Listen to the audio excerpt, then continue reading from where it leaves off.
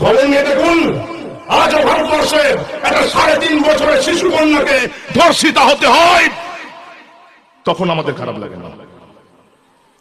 আজও ভারতবর্ষে একটা 72 বছরের বৃদ্ধাকে ধর্ষিতা হতে হয়, তখনও আমাদের কারো খারাপ লাগে না। আজও ভারতবর্ষে সামান্য একটু জমির জন্য এক ভাই আরেক ভাইয়ের গলায় কাঁটারির কোপ চালায়, তখনও আমাদের কারো খারাপ লাগে না। আজও ভারতবর্ষে একজন মায়ের পেটের মাকে খুব সহজে এই পৃথিবীর আলো দেখতে দেওয়া হয় না, তখনও আমাদের কারো খারাপ লাগে না।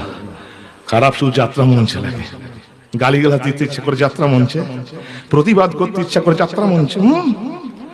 প্রতিবাদের ভাষাটা মুখ দিয়ে বেরিয়ে আসুক, হাতে অস্ত্র তুলুন, প্রতিবাদ করুন, কিন্তু আপনার শহরে আপনার এলাকায় যে সমস্ত রাবণরা ঘুরে বেড়াচ্ছে তাদের বিরুদ্ধে, এই যাত্রা মঞ্চের রাবণের বিরুদ্ধে নয়। তারা দেখবেন আপনার এলাকা, আপনার শহর, আপনার গ্রাম আমাদের সবার সাধের ভারতবর্ষ না, একদিন রাবণ মুক্ত ভারতবর্ষ হয়ে উঠবে গো।